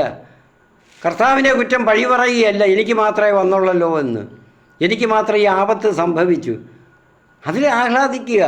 കർത്താവ് എനിക്ക് എങ്ങനെ, കർത്താവിനെ സ്നേഹിക്കുന്നവർക്ക് അത് പറ്റുകയുള്ളൂ. ആ കർത്തൃ സ്നേഹം നമ്മളിൽ ഉണ്ടാകണം. യേശുവിനുള്ള ആ സ്നേഹം, അഭേദ്യമായ ഒരു ബന്ധം, സ്നേഹബന്ധം നമ്മളിൽ ഉണ്ടാകണം. അപ്പോൾ ഇവിടെ അങ്ങനെ വന്നു കഴിഞ്ഞാൽ നമുക്കത് ആനന്ദമായിട്ട് തീരും. ഞാൻ എൻ്റെ അനുഭവത്തിൽ ഞാൻ പറയുകയാണ്. മറ്റുള്ളവർ ഞാൻ പെട്ടെന്ന് ചിലർ വിചാരിക്കും, അങ്ങനെയൊക്കെ പറയാൻ ചിലർ വിചാരിക്കും. ആർക്കായാലും ഇങ്ങനെയൊക്കെ പറയുന്നവർ, സുവിശേഷകരും എല്ലാവരും അച്ഛന്മാരും ഒക്കെ പറയണം, അവർക്കെന്തോ വന്നിട്ടാ, അവിടെ ഇവർക്ക് ഇങ്ങനെയൊക്കെ പറയാം ബൈബിൾ നോക്കിയെന്ന് പറയും. ഞാൻ 6-7 വർഷം ഞാൻ വളരെ വേദനകൾ അനുഭവിച്ചു. എണീറ്റ് നടക്കാൻ പറ്റാത്തവണ്ണം, ചരിഞ്ഞൊന്ന് കിടക്കയിൽ കിടക്കാൻ പറ്റാത്തവണ്ണം, ഞാൻ തലയൊന്നനങ്ങിയാൽ ഛർദ്ദിക്കും, തല കറങ്ങും. അങ്ങനത്തെ ഒരു അവസ്ഥയിൽ ബാലൻസ് ശരീരത്തിൻ്റെ തെറ്റുകയാണ്. ഒരു വിധത്തിൽ എഴുതിയേക്കാൻ പറ്റത്തില്ല. വളരെ പ്രയാസത്തിൽ ഞാൻ കഴിഞ്ഞ് എപ്പോഴും എനിക്ക് പലയിടത്തും ധ്യാന കേന്ദ്രത്തിലൊക്കെ പോയി സുഖമാകുന്നില്ല. അവർ സുഖപ്പെടുന്നുണ്ട്, സുഖമാകുന്നില്ല. അപ്പോഴും ഞാൻ ചിന്തിച്ചു ഇതെന്തായിരിക്കും. പിന്നീട് അപ്പോൾ മാതാവിൻ്റെ ഒരു വരവ് 2 ദിവസം എനിക്ക് അനുഭവപ്പെട്ടു. ഇവിടെ കിടന്നുകൊണ്ട് അലൗകികമായ ഒരു സുഗന്ധം ഞാൻ അനുഭവിച്ചു. ഈ ലോകത്തിലൊന്നും അനുഭവിച്ചിട്ടില്ലാത്ത ഒരു സുഗന്ധം വന്നപ്പോൾ എനിക്ക് ആദ്യത്തെ ദിവസം മനസ്സിലായില്ല. ഞാൻ എൻ്റെ ഭാര്യയോട് ചോദിച്ചത് എന്തുവാ ഇത് എന്ന് വിളിച്ച് ചോദിച്ചു. എന്താ നമ്മുടെ കടയിൽ വല്ല പെർഫ്യൂംസ് വല്ലതും കുപ്പി പൊട്ടിയിട്ടുണ്ടോ, അടുത്ത് റോഡിൽ കൂടെ ആരെങ്കിലും പോയിട്ടുണ്ടോ, അടുത്ത് ആരെങ്കിലും ഉണ്ടോ ഇങ്ങനെ. പക്ഷേ ഈ സുഗന്ധം ഒരിക്കലും ഞാൻ അനുഭവിച്ചിട്ടില്ല, എനിക്കത് അനുഭവപ്പെട്ടിട്ടില്ല. അവൾ പറയും ഇങ്ങനെയുള്ളതൊന്നുമില്ല, കിടക്കാൻ പറഞ്ഞു. ഞാൻ കിടക്കുകയാണ്. 2ാമത്തെ ദിവസവും ഇങ്ങനെ വന്നു. എൻ്റെ കട്ടിൽ, ഞാൻ കിടക്കുന്ന എൻ്റെ കട്ടിൽ കിടക്കയിൽ ചുറ്റും വരുന്നുണ്ട്, ചുറ്റും വരുന്നതായിട്ട് എനിക്ക് അനുഭവപ്പെടുന്നുണ്ട്. അപ്പോൾ എനിക്ക് മനസ്സിലായില്ല ഇത് മാതാവിൻ്റെ, ഞാൻ കേട്ടിട്ടുണ്ട്. പിന്നെ ഞാൻ ഒരു ധ്യാനത്തിന് ഞങ്ങൾ പോയി. ധ്യാനത്തിന് പോയപ്പോൾ അവിടെ പറയുന്നത് കേട്ടു ഇങ്ങനെ മാതാവിൻ്റെ. അപ്പോഴാണ് എനിക്ക് ഓർമ്മ, അയ്യോ ഇത് ശരിയാണല്ലോ. എനിക്ക് വളരെ മുൻപേ അറിയാവുന്നേ, മാതാവ് വരുമ്പോൾ അതിന് പ്രത്യക്ഷമായിട്ടുള്ള ഒരു അനുഭവം ഉണ്ടാകുന്നത് ഈ സുഗന്ധമാണ്. നാർദീൻ സുഗന്ധ തൈലത്തിൻ്റെ അതിനേക്കാളും മെച്ചമായ ഒരു സുഗന്ധം. അപ്പോൾ 3ാമത്തെ പ്രാവശ്യം അപ്പം തിരിച്ചു വന്നു, ഇവിടെ വന്ന് കിടന്ന് ഞാൻ വിചാരിച്ചോടാ, ഞാൻ മാതാവിനെ തിരിച്ചറിയാൻ എനിക്ക് പറ്റിയില്ലല്ലോ എന്ന് വിചാരിച്ചു. പിന്നെ വന്ന് കിടന്ന് 2 ദിവസം കഴിഞ്ഞപ്പോൾ ഇതുപോലെ തന്നെ സംഭവിച്ചു. ഞാൻ വളരെ കണ്ണീരോടുകൂടി ഞാൻ പറഞ്ഞു, മാതാവി അവിടുത്തെ തിരിച്ചറിയാൻ പറ്റിയില്ല. പിന്നെ മാതാവ് വന്ന് ആ സുഗന്ധം എൻ്റെ കട്ടിലിന് ചുറ്റും, എനിക്ക് ചുറ്റും അങ്ങനെ പരന്ന് ഇന്ന് സഞ്ചരിക്കുന്നതൊക്കെ എനിക്കറിയാം. അത് കഴിഞ്ഞപ്പോൾ ഞാൻ തന്നെത്താനൊന്ന് എണീറ്റു. അതെല്ലാം കഴിഞ്ഞപ്പോൾ എണീക്കാൻ ശ്രമിച്ചു നോക്കി, സാധിച്ചു. പക്ഷെ പൂർണ്ണമായിട്ട് സുഖമാകുന്നില്ല. വീണ്ടും ഞാൻ ധ്യാന കേന്ദ്രത്തിൽ പോയി. സാബു ആറുതൊട്ടിയിൽ ബ്രദറിൻ്റെ അടുത്ത് പോയി, അദ്ദേഹം സുഖപ്പെടുത്തി എന്ന് പറഞ്ഞു. പക്ഷേ എനിക്ക് പൂർണ്ണമായിട്ട് നല്ലപോലെ സുഖമാകുന്നില്ല. അല്പം ഒരു ആശ്വാസം പോലെ. സജിത് ജോസഫ് ബ്രദറിൻ്റെ അടുത്ത് പോയി, അവിടുന്ന് കൊണ്ട് ഒരല്പം ആശ്വാസം പിന്നെ അല്പം കൂടെ മെച്ചപ്പെട്ട് കിട്ടി. അപ്പം പൂർണ്ണമായിട്ട് സുഖപ്പെടാത്ത എനിക്ക് മനസ്സിലായി, എത്ര ധ്യാനം കൂടിയാലും ദൈവം അനുവദിച്ച് തരുന്നതാണിത്. മാതാവ് വന്ന് എന്നോട് പറഞ്ഞത് അത് തന്നെയാണ്, അനുഭവിക്കണം. കാരണം കർത്താവ് കൂടുതൽ സ്നേഹിക്കുന്നു. സ്വർഗം ഞങ്ങളെല്ലാവരും സ്നേഹിക്കുന്നു, കൂടുതലായിട്ട് സ്നേഹിക്കുന്നവർക്കാണ് ഇത് തരുന്നത്. അതുകൊണ്ട് ഇത് അനുഭവിച്ച് പൂർത്തിയാക്കിയെങ്കിലേ പറ്റത്തുള്ളൂ. ഇപ്പോൾ യേശുവിനോടും പറഞ്ഞത്, സ്വർഗം പറഞ്ഞത് അങ്ങനെയാണ്, ഇത് അനുഭവിക്കണം, ഇതിനല്ലാതെ മാറാൻ പറ്റുകയില്ല. കാരണം മറ്റുള്ളവരുടെ രക്ഷയ്ക്ക് വേണ്ടിയാണ് കർത്താവ് അനുഭവിക്കുന്നത്. ഇതാ സാധ്യമായേ പറ്റുള്ളൂ. ഇതിനു വേണ്ടിയാണ് യേശു ഈ ലോകത്തിലേക്ക് വന്നത്. അതുപോലെ നമുക്ക് ഈ അനുഗ്രഹം കിട്ടുന്നവർ, ഈ സഹനത്തിൻ്റെ അനുഗ്രഹം ലഭിക്കുന്നവർ, അവർ ഇതിനു വേണ്ടിയാണ് ദൈവം ഈ അവസ്ഥയിലാക്കിയത്. അല്ലെങ്കിൽ ഈ അവസ്ഥയിൽ അവർക്ക് ഇങ്ങനെ ആകേണ്ടുന്ന കാര്യമില്ല. ദൈവം കൂടുതൽ കർത്താവ് സ്നേഹിക്കുന്നവരെയാണ് ശാസിക്കുകയും ശിക്ഷിക്കുകയും ചെയ്യുന്നത്. കാരണം സാധാരണ ശിക്ഷണം അതിന് പറ്റുന്നില്ല, നമ്മൾ മാറിപ്പോവും, ആ ശിക്ഷണത്തിൽ ഒതുങ്ങി നിൽക്കത്തില്ല. അതുകൊണ്ടാണ്. അപ്പോൾ അങ്ങനെ ചെയ്യുമ്പോൾ നമുക്ക് എന്തുവാണ് കിട്ടുന്നത്? അനുതപിക്കുക. ഇതാ ഞാൻ വാതിലിൽ മുട്ടുന്നു. ആരാ? വാതിലെന്തോ? ഹൃദയത്തിൻ്റെ വാതിൽ, നമ്മുടെ ബോധതലങ്ങളുടെ വാതിലിൽ മുട്ടുകയാണ് കർത്താവ്. ഞാൻ ഇതാ വാതിലിൽ മുട്ടുന്നു. ആരെങ്കിലും എൻ്റെ സ്വരം കേട്ട് വാതിൽ തുറന്നു തന്നാൽ ഞാൻ അവൻ്റെ അടുത്തേക്ക് വരും. വെളിപാട് 3:19, 20, 21 വാക്യങ്ങൾ ഒന്ന് വായിക്കേണ്ടതാണ്. അപ്പോൾ സമയം കിട്ടുമ്പോഴൊക്കെ നിങ്ങൾ ഇതൊന്ന് ധ്യാനിക്കണം. ഇങ്ങനെയുള്ള രോഗികൾക്ക് വായിച്ചു കൊടുക്കണം, അവരത് കേട്ട് ധ്യാനിക്കണം.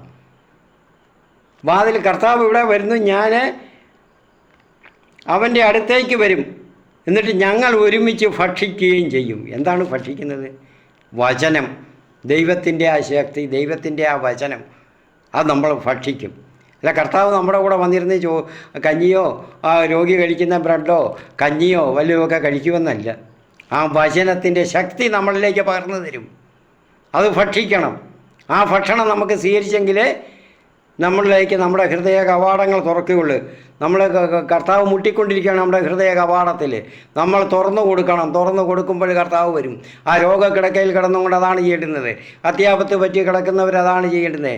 സഹനം, വലിയ രീതിയിലുള്ള അപ്രതീക്ഷിതമായിട്ട് സഹനമായിട്ടുള്ള ഓരോ പ്രതിസന്ധികൾ ഉണ്ടാകുമ്പോൾ അങ്ങനെയാണ് ചെയ്യേണ്ടുന്നത്. ആരെങ്കിലും എൻ്റെ സ്വരം കേട്ട് വാതിൽ തുറന്നു തന്നാൽ അവൻ്റെ അടുത്തേക്ക് വരും, ഞങ്ങൾ ഒരുമിച്ച് ഭക്ഷിക്കുകയും ചെയ്യും. ഇങ്ങനെ വിജയം വരിക്കുന്നവർക്ക് ഇവിടെ സ്തേഫാനോസിനുണ്ടായ അനുഭവം ഉണ്ടാകും. സ്തേഫാനോസിനുണ്ടായ അനുഭവം എന്താ? സ്വർഗത്തിലാണ് യേശു ക്രിസ്തു VVIPകളെ സ്വീകരിക്കാൻ ആതിഥേയ രാഷ്ട്രത്തലവൻ അല്ലെങ്കിൽ മഹാനായ ചക്രവർത്തി നിൽക്കുന്നത് പോലെ, മഹാനായ അതുപോലുള്ള വലിയ ആസ്ഥാനമുള്ള ഒരു വലിയ മഹാരാജാവ് അല്ലെങ്കിൽ വലിയൊരു രാജ്യത്തിൻ്റെ തലവൻ, രാഷ്ട്രത്തലവൻ വരുമ്പോൾ സ്വീകരിക്കാൻ എഴുന്നേറ്റ് നിൽക്കുന്നത് പോലെ ഇതാ കൈ നീട്ടി നിൽക്കുന്നു, സ്വസ്തിയും പറഞ്ഞ് ഇതാണ്ടാ നിൽക്കുന്നു. ആരെയാ? സ്തേഫാനോസിനെ സ്വീകരിക്കാൻ. അവിടുത്തെ VVIPയാ സ്വർഗത്തിലെ. അതുപോലെ നമ്മളെ സ്വീകരിക്കാൻ അവിടെ നിൽക്കുമെന്ന്. ആണ് 21. ഞാൻ വിജയം വരിച്ച് എൻ്റെ പിതാവിനോടൊത്ത് അവിടുത്തെ സിംഹാസനത്തിൽ ഇരിക്കുന്നത് പോലെ. എങ്ങനെയാണ് വിജയം വരിച്ചത് കർത്താവ്? വിജയം വരിച്ചത് എങ്ങനെയാ? പീഡകൾ സഹിച്ച്, കുരിശുമരണവും സഹിച്ച്, അടക്കപ്പെട്ട് മനുഷ്യരെ പോലെ അതും സഹിച്ചു ഉയർത്തെഴുന്നേറ്റപ്പോഴാണ് വിജയം വരിച്ചത്. ശ്രീലാളിതനായിട്ട് ഉയർത്തെഴുന്നേറ്റു. അതുപോലെ വിജയം വരിച്ച് പിതാവിനോടൊത്ത് അവിടുത്തെ സിംഹാസനത്തിൽ ഇരിക്കുന്ന പോലെ അങ്ങനെ ചെന്ന് ആണ് സ്വർഗത്തിൽ പിതാവിൻ്റെ സിംഹാസനത്തിൽ പിതാവിനോടൊത്ത് അവിടുത്തെ സിംഹാസനത്തിൽ ഇരിക്കുന്നത്. പിതാവിനോടൊത്തിരിക്കുക അടുത്ത് കർത്താവ്. അതുപോലെ ആരാ? നമ്മളെ അതുപോലെ പറയുകയാണ്. വിജയം വരിക്കുന്നവനെ ഇതുപോലെ എന്നോടൊത്ത് എൻ്റെ സിംഹാസനത്തിൽ ഞാൻ ഇരുത്തും. എവിടാ? എന്നോടൊത്ത് ആരുടെ സിംഹാസനമാണ്? യേശുവിൻ്റെ സിംഹാസനത്തിൽ, കർത്താവിൻ്റെ സിംഹാസനത്തിൽ അവനെ ഞാൻ ഇരിക്കും. ഈ പറഞ്ഞതെല്ലാം പാലിച്ച് വിജയം വരിച്ച് എൻ്റെ അടുക്കലെത്തുന്നവൻ ഇവിടെ കിടന്ന് മറ്റുള്ളവരെ ദുഷിച്ചോ മറ്റുള്ള ഇതെനിക്ക് സഹിക്കാൻ ദൈവത്തെ ദുഷിച്ചോ സഹിക്കുന്നവരല്ല. അത് സഹനമല്ല, അത് പിശാച് തരുന്നതാണ്. ആ സഹനം, ഈ സഹനം ദൈവം തന്നതിനെ പിശാചിൻ്റേതാക്കി നമ്മൾ മാറ്റരുത്. ദൈവം തന്ന അനുഗ്രഹമാണ്, അനുഗ്രഹത്തെ ശാപമാക്കി മാറ്റരുത്. ശാപമൊന്നും ദൈവം തരത്തില്ല. യാക്കോബ് ശ്ലീഹ പറയുന്നുണ്ടല്ലോ, പരീക്ഷിക്കപ്പെടുമ്പോൾ ദൈവം നിങ്ങളെ പരീക്ഷിച്ചു എന്ന് പറയരുത്. ഇത് യാക്കോബ് ശ്ലീഹ പറയുന്നത്. ദൈവം നിങ്ങളെ പരീക്ഷിച്ചു എന്ന് പറയരുത്. ദൈവം അങ്ങനെ പരീക്ഷിക്കാനല്ല, പരീക്ഷിക്കും. ഇപ്പം യോബിൻ്റെ പുസ്തകത്തിൽ യോബിൻ്റെ പുസ്തകം എഴുതിയ ആൾ ഒരു ഡയറക്റ്റീവ് ഗൈഡൻസാണ് നമുക്ക് തന്നിരിക്കുന്നത്. അതിനുവേണ്ടി എഴുതിയ ഗ്രന്ഥകാരൻ തന്നതാണ് ക്രിസ്തീയ ജീവിതം, ദൈവ വിശ്വാസി എങ്ങനെ ആയിരിക്കണം എന്നുള്ളത്. അതനുസരിച്ച് നമ്മൾ അതിനെപ്പറ്റി നമ്മൾ ചിന്തിക്കുമ്പോൾ ഒരുപാടുണ്ട്. ദൈവം തന്ന അനുവദിച്ച സഹനമെന്നാണ് അതിനെ പറയേണ്ടുന്നത്. അതൊക്കെ പിന്നീട് നമ്മൾ പഠിക്കുമ്പോൾ പറയുന്നതാണ് നല്ലത്. അപ്പോൾ ദൈവം അനുവദിച്ച സഹനമാണ് നമ്മൾ അനുഭവിക്കുന്നത്. അത് ദൈവ അനുമതിയല്ല, ദൈവം നമ്മളെ പരീക്ഷിക്കാൻ വേണ്ടി ചെയ്തു എന്ന് പറയരുതെന്നാണ് യാക്കോബ് ശ്ലീഹ പറയുന്നത്. ആണ് 1-ാം അധ്യായം 14-ാം വാക്യം. ഓരോരുത്തരും പരീക്ഷിക്കപ്പെടുന്നത് സ്വന്തം ദുർമോഹങ്ങളാൽ വശീകരിക്കപ്പെട്ട് കുടുക്കിലാകുമ്പോഴാണ്. 13-ാം അധ്യായത്തിൽ വരുന്നു, പരീക്ഷിക്കപ്പെടുമ്പോൾ താൻ ദൈവത്താലാണ് പരീക്ഷിക്കപ്പെടുന്നതെന്ന് ഒരുവനും പറയാതിരിക്കട്ടെ. ദൈവമാണ് നമ്മളെ പരീക്ഷിച്ചതാണെന്ന് പറയരുത്. ദൈവത്തിന് ഇതിനെ നമ്മളെ വേദനപ്പെടുത്തുന്ന കാര്യം? കർത്താവ് നമ്മുടെ വേദനകളും എല്ലാം ശാപങ്ങളും എല്ലാം സഹിച്ചു നമുക്ക് പകരം. അല്ലെങ്കിൽ നമ്മൾ സഹിക്കാനിരുന്നത് എല്ലാം മുൻകൂട്ടി കർത്താവ് സഹിച്ചു തന്നു. പിന്നെ നമുക്ക് അങ്ങനെയുള്ള അതിൻ്റെ ആവശ്യമില്ല. പിന്നെ നമ്മൾ ചിന്തിക്കേണ്ടുന്നത് ഇതാണ്, വെളിപാടിൽ ഈ പറഞ്ഞതുപോലെ, ഞാൻ സ്നേഹിക്കുന്നവനെ കർത്താവ് എന്നെ അത്യധികം സ്നേഹിക്കുന്നു. എൻ്റെ കർത്താവിൻ്റെ ശിക്ഷണത്തിൽ ഇതുവരെയും ഞാൻ ശരിയായില്ല, അതുകൊണ്ട് എന്നെ നല്ലൊരു ശിക്ഷണം തന്നു, എന്നെ നയിക്കുന്നു. എബ്രായർക്ക് എഴുതിയ ലേഖനത്തിലും അതുപോലെ പൗലോസ് ശ്ലീഹ പറയുന്നുണ്ട്. അപ്പോൾ അങ്ങനെ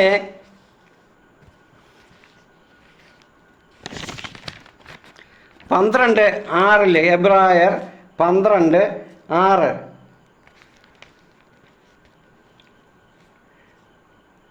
താൻ സ്നേഹിക്കുന്നവർക്ക്, ഇവിടെ വെളിപാടിൽ പറഞ്ഞതുപോലെയാണ്, താൻ സ്നേഹിക്കുന്നവർക്ക് കർത്താവ് ശിക്ഷണം നൽകുന്നു.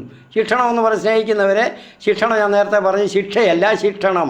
അതിനൊരു ഡിസിപ്ലിൻ വളരെ കർശനമായിട്ട് വയ്ക്കും. അതനുസരിച്ച് നമ്മൾ നടക്കുന്നില്ലെന്ന് കാണുമ്പോഴാണ് ശിക്ഷ വരുന്നത്. മക്കളായി സ്വീകരിക്കുന്നവരെ പ്രഹരിക്കുകയും ചെയ്യുന്നു. പൗലോസ് ശ്ലീഹ പറയുന്നതാണ് എബ്രായർ 12:6. പ്രഹരിക്കുകയും ചെയ്യുന്ന, അടി തരും. നമ്മൾ പിതാക്കന്മാർ, നമ്മൾ അപ്പനും അമ്മയും ഒക്കെ മാതാപിതാക്കൾ നമ്മളെ ശിക്ഷിക്കുന്നത് പോലെ അടി തരും, കൊച്ചടി തരും. അടി തന്ന് നമ്മളെ അവിടെ കിടത്തും. ഞാൻ അനുഭവിച്ചതാണ്. ഞാൻ കർത്താവ് വിളിച്ചെടുത്തോട്ടെല്ലാം പോകാതെ ഞാൻ പലതിലും എൻ്റേതായിട്ട് ഓടി നടക്കുകയായിരുന്നു. ഞാൻ വിചാരിച്ചു ഇതൊക്കെ എന്തിനാ, എൻ്റെ അടുത്ത് വൈദിക അച്ഛന്മാരും പറഞ്ഞിട്ടുണ്ടായിരുന്നു പലപ്പോഴും. നമ്മൾ സുവിശേഷം, ജീവിതം തന്നെ സുവിശേഷമാണ്, അത് ജീവിച്ചുക മതി, അല്ലാതെ മറ്റൊന്നിൻ്റെ ഒന്നും ആവശ്യമില്ല. പക്ഷേ അത് അവർക്ക് മനസ്സിലായില്ല എൻ്റെ ആ പശ്ചാത്തലം. അപ്പോൾ പൂർവികമായിട്ടുള്ളത്. അപ്പോൾ കർത്താവ് ആഗ്രഹിച്ച് അങ്ങനെയല്ല, എന്നെ പ്രത്യേകമായിട്ട് ഇവിടെ സ്നേഹിക്കുന്നു. അത് നമ്മൾ ഓരോരുത്തരും ചിന്തിക്കണം. അതുകൊണ്ട് കർത്താവ് എന്നെ വിളിച്ചതാണ് സഹിക്കാനായിട്ട്, കർത്താവിൻ്റെ സഹനത്തിൽ പങ്കാളിയാകാനായിട്ട്. എന്നിട്ട് കർത്താവിനോടൊത്ത് അത് സഹിച്ച് വിജയം വരിച്ച് കർത്താവിൻ്റെ കൂടെ ആയിരിക്കണം. അതിനുവേണ്ടി കർത്താവ് നമ്മളെ കൂടുതലായിട്ട് ആഗ്രഹിക്കുന്നു, സ്നേഹിക്കുന്നു.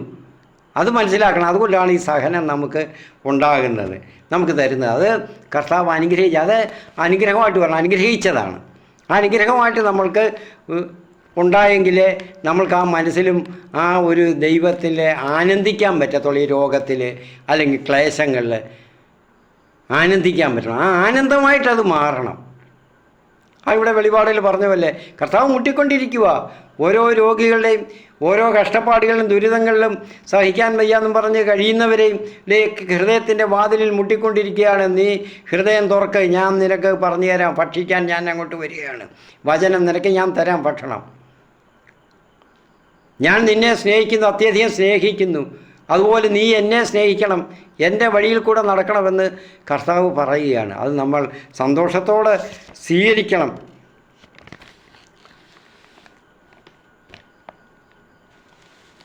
അപ്പോൾ അങ്ങനെയുള്ള ഭാഗ്യം നമുക്ക് ഉണ്ടാകണമെങ്കിൽ നമ്മളിതൊക്കെ സ്വീകരിക്കണം കർത്താവിൻ്റെ. എന്നിട്ട് ആ ഭാഗ്യം കർത്താവിൻ്റെ കൂടെ, കർത്താവ് പറഞ്ഞിരിക്കുന്നത് എങ്ങനെയാണ് വെളിപാടിൽ, എന്നോടൊത്ത് എൻ്റെ സിംഹാസനത്തിൽ ഞാൻ ഇരുത്തും. അല്ല, നമുക്ക് വേറെ സിംഹാസനം തന്നെന്ന് ഇരുത്തുമെന്നല്ല. പ്രിയപ്പെട്ടവരെ, നമുക്ക് അടുത്ത വീഡിയോയിൽ ബാക്കി സഹനങ്ങളുടെ കാര്യം പറയും. ഇത് രോഗപീഠകൾ മറ്റ് ഉടനെ വിചാരിച്ചിരിക്കാതെ അപ്രതീക്ഷിതമായിട്ട് സംഭവിക്കുന്ന അപകടങ്ങൾ, കാരണങ്ങൾ, പ്രതിസന്ധികൾ, ഇതിനെയൊക്കെ പറ്റിയാണ് ഞാനിപ്പോൾ പറഞ്ഞത്. പിന്നെ ക്രിസ്തു നമ്മളെ വിളിച്ചിരിക്കുന്നത് തന്നെ, ക്രിസ്ത്യാനിയാകുന്നത് തന്നെ അങ്ങനെ ഞാൻ പറഞ്ഞല്ലോ, സഹിക്കാനുള്ള ഫിലിപ്പിയർ 1:29 സഹിക്കാനുള്ള വരവും കൂടാണ് നമുക്ക് ക്രിസ്തുവിനെ സ്വീകരിക്കാനുള്ള കൃപയുടെ കൂടെ നമുക്ക് തന്നിരിക്കുന്നത്. കർത്താവ് സുവിശേഷകരും പറയുന്നുണ്ട്, മർക്കോസിൻ്റെ സുവിശേഷത്തിൽ പറയുന്നുണ്ട്, കർത്താവ് നമ്മളെ സ്വീകരിക്കുമ്പോൾ 10:30 പറയുന്നുണ്ട്, കർത്താവിന് വേണ്ടി നമ്മളെല്ലാം പൂർണ്ണമായിട്ട് ഉപേക്ഷിച്ച് വേണം സ്വീകരിക്കാൻ ലോകത്തിൻ്റേതായിട്ടുള്ളത് എന്നും പറഞ്ഞ് നമ്മളെല്ലാം കളഞ്ഞ് വീടുമെല്ലാം കളഞ്ഞ് വഴിയിലിറങ്ങി പോകണമെന്നല്ല. നമ്മുടെ മനസ്സ് അതിലോട്ടുള്ള ചാഞ്ഞ് അതിനു വേണ്ടി അങ്ങ് ദാഹിച്ച് അതിനു വേണ്ടി ഇരിക്കരുത്, അത് വിഗ്രഹാരാധനയായിട്ട് മാറും. അപ്പോൾ അങ്ങനെ വരാതെ നമ്മൾ അതെല്ലാം ഉപേക്ഷിച്ച് നമുക്കുള്ളതൊക്കെ കർത്താവ് പറഞ്ഞ പോലെ മറ്റുള്ളവർക്കും കൊടുത്ത് മറ്റുള്ളവരെയും സന്തോഷിപ്പിച്ച് നമ്മൾ ജീവിക്കുകയാണെങ്കിൽ അപ്പോഴെന്ത് ചെയ്യും, നമുക്ക് 100 ഇരട്ടിയായിട്ട് നമ്മൾ നഷ്ടപ്പെടുത്തിയതെല്ലാം നമുക്ക് തരും. നമുക്ക് മക്കൾ ഒക്കെ ഉണ്ടാകും. അതുപോലെ തന്നെ മക്കളില്ലാത്തവർ മക്കളുണ്ടാകും, സ്വത്തുക്കളില്ലാത്തവർക്ക് സ്വത്തുക്കൾ നമ്മൾ നഷ്ടപ്പെടുത്തിയതെല്ലാം 100 ഇരട്ടിയായിട്ട് തരുമെന്നാണ് പറയുന്നത് സുവിശേഷകരെല്ലാവരും പറയുന്നത്. പക്ഷേ മർക്കോസിൻ്റെ സുവിശേഷത്തിൽ 10:30 പറയുന്നുണ്ട്, ഇതോടൊപ്പം എല്ലാം നിങ്ങൾക്ക് പീഡനങ്ങളും കൂടെ കിട്ടും. ഇങ്ങനെയുള്ളതിൻ്റെയൊക്കെ കൂടെ ഇതിൽ ആസ്വദിച്ച് നീ സാത്താൻ്റെ വഴിയിലേക്ക്, നരകത്തിൻ്റെ വഴിയിലേക്ക് പോയി കളയരുത്. നമ്മൾ പോകും, നമ്മുടെ ചായ്വ് അങ്ങോട്ടാണ് മനുഷ്യൻ്റെ. അതുണ്ടാകാതിരിക്കാനാണ് കർത്താവ് പറഞ്ഞത് ഞങ്ങൾക്ക് പീഡനങ്ങളുണ്ട്. അപ്പം അല്ലെങ്കിൽ നമ്മൾ വിചാരിക്കും ഇതെന്തൊരു വിരോധാഭാസമാണ്, വൈരുദ്ധ്യമാണ്, എല്ലാം തന്ന് നമ്മളെ അനുഗ്രഹിക്കും സുഭിക്ഷമായിട്ട്. പക്ഷേ പറയുക അവസാനം ഇതിൻ്റെ കൂടെ പീഡനങ്ങളും കൂടെ തരുമെന്ന്. ഇതെന്തിനാണ് കർത്താവ് ഇങ്ങനെ തരുന്നതെന്ന്. പക്ഷെ അതിൻ്റെ കാരണം ഇതാണ്, ഇതെല്ലാം ഉണ്ടാകുമ്പോൾ നമ്മൾ എന്ത് ചെയ്യുന്നു, എല്ലാ സുഖ സൗകര്യങ്ങളും ഉണ്ടാകുമ്പോൾ കർത്താവിനെ മറക്കുകയാണ്. സന്തോഷത്തിലും ആനന്ദത്തിലും കർത്താവിനെ മറക്കാതെ കർത്താവിനോടൊത്ത് കഴിയണം. നമ്മൾക്ക് ഉള്ളത് മറ്റുള്ളവർക്കും കൂടെ കൊടുത്തും പങ്കുവെച്ചും അവരെ സന്തോഷിപ്പിച്ചും നമ്മുടെ സന്തോഷം അവർക്കും പകർന്നു കൊടുത്ത്. കാരണം വയ്യാതെ കിടക്കുന്നവരെയൊക്കെ നമ്മൾ പോയി കാണുന്നത് അതിനല്ല, ചുമ്മാതിരുന്ന് അവിടെ ഇരുന്ന് കണ്ണീര് വാർക്കാനല്ല. അവരുടെ മുമ്പിൽ ഒരിക്കലും കണ്ണീര് വാർക്കരുത്. രോഗികളുടെ മുമ്പിൽ കാണാൻ പോയി പ്രയാസങ്ങളും ദുരിതങ്ങളും അനുഭവിക്കുന്നവരുടെ മുമ്പിൽ കണ്ണീരൊന്നും വാർക്കരുത്. ചില സ്ത്രീകൾക്കുണ്ടാകുന്ന അമ്മമാർ അവരുടെ ഒരു സ്വഭാവമാണ് സഹോദരിമാർ, അവർക്കൊക്കെ ആ രീതിയിൽ കഷ്ടം, അയ്യോ സഹിക്കുന്നല്ലേ.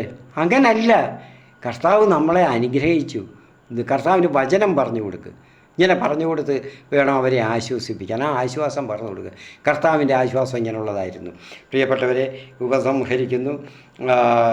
നിങ്ങളെ ഞാൻ ആദ്യം പറഞ്ഞ പോലെ തന്നെ സബ്സ്ക്രൈബ് ചെയ്യണം. മറ്റുള്ളവർക്ക് എല്ലാവർക്കും ഏതൊരു മതത്തിൽപ്പെട്ടവർക്കായാലും ഇത് ഷെയർ ചെയ്ത് കൊടുക്കണം. പരസ്പരം നിങ്ങൾ അങ്ങനെ സുവിശേഷത്തിൽ പങ്കാളികളാകുക, സുവിശേഷ പ്രചരണത്തിൽ പങ്കാളികളാകണം. അതാണ് പറയുന്നത്. അപ്പോൾ അതിൻ്റെ അനുഗ്രഹം പ്രത്യേകമൊന്നും വേറെ തന്നെയാണ്. അത് നിങ്ങൾ അനുഭവിച്ചറിയണം. ഇങ്ങനെ പങ്കാളികളാകുമ്പോൾ അനുഭവിച്ചറിയാൻ കഴിയും. മറ്റുള്ളവർക്കെല്ലാം പകർന്നു കൊടുക്കുക, ജാതി മതം ഒന്നും നോക്കാതെ എല്ലാവർക്കും ഇത് ഷെയർ ചെയ്ത് കൊടുക്കുക. പ്രിയപ്പെട്ടവരെ, ഉപസംഹരിക്കാം. നമുക്ക് സബ്സ്ക്രൈബ് ചെയ്യുകയും ഷെയർ ചെയ്യുകയും ചെയ്യണം. എൻ്റെ ഇതിലെ പേര് ദി റിയൽ വേ എന്നുള്ളതാണ്. Real way official Bible study Thomas മീനസയിൽ നിന്ന് ടൈപ്പ് ചെയ്ത് കൊടുക്കണം. യൂട്യൂബ് സെർച്ച് ചെയ്താൽ അപ്പോൾ ഇതെല്ലാം ഇങ്ങനെ കിട്ടിക്കൊണ്ടിരിക്കും. സബ്സ്ക്രൈബ് ചെയ്യുന്നവർക്ക് ഇങ്ങനെ വന്നുകൊണ്ടിരിക്കും. അപ്പോൾ ഇനിയും ബൈബിൾ വിശുദ്ധ വേദപുസ്തകം പഠിപ്പിക്കുന്നതിന് ഇനി ഒരുപാട് കാര്യങ്ങൾ ഇങ്ങനെ പറഞ്ഞു ഓരോന്ന് ആനുകാലികമായിട്ടുള്ള കാര്യങ്ങൾ പറഞ്ഞു വരുമ്പോൾ ഒരുപാടങ്ങ് വരും. ഒരുപാട് നമുക്ക് പഠിക്കാനുമുണ്ട്. കർത്താവ് അതിനെല്ലാം നമ്മളെ പ്രാപ്തരാക്കട്ടെ. എന്നെയും പ്രാപ്തനാക്കുന്നതിന് വേണ്ടി നിങ്ങൾ പ്രാർത്ഥിക്കണം. അതിനുള്ള സമയങ്ങൾ ലഭിക്കണം. എനിക്ക് വേണ്ടി നിങ്ങൾ ധാരാളമായിട്ട് പ്രാർത്ഥിക്കണം. ഞാനും നിങ്ങളെക്കാളും ബലഹീനനും ഒരുപാട് അസ്വസ്ഥതകളൊക്കെ അനുഭവിക്കുന്നതിനുമാണ് ഞാൻ നേരത്തെ പറഞ്ഞല്ലോ. അതുകൊണ്ട് എല്ലാവരും പ്രാർത്ഥിക്കണം, മറ്റുള്ളവർക്ക് വേണ്ടിയൊക്കെ.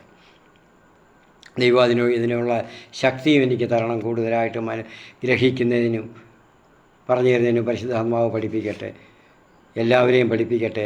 എനിക്ക് മാത്രമല്ല, നിങ്ങളെ എല്ലാവരെയും പഠിപ്പിക്കട്ടെ. എല്ലാവരുടെയും ഹൃദയങ്ങൾ തുറക്കട്ടെ. കർത്താവ് മുട്ടിക്കൊണ്ടിരിക്കുകയാണ്. വാതിലുകൾ തുറന്നു കൊടുക്കണം, വാതായനം തുറന്നു കൊടുക്കണം. അതിനുവേണ്ടി എല്ലാവരെയും പ്രാപ്തരാക്കട്ടെ. പരിശുദ്ധാത്മാവ് നമ്മളെ ശക്തിപ്പെടുത്തുന്നതിന് വേണ്ടി പ്രാർത്ഥിച്ചുകൊണ്ട് നമുക്ക് അവസാനിപ്പിക്കാം. പിതാവിൻ്റെയും പുത്രൻ്റെയും പരിശുദ്ധ റൂഹായുടെയും നാമത്തിൽ ആമീൻ. ഹല്ലേലൂയ, ഹല്ലേലൂയ, ഹല്ലേലൂയ, ആമീൻ.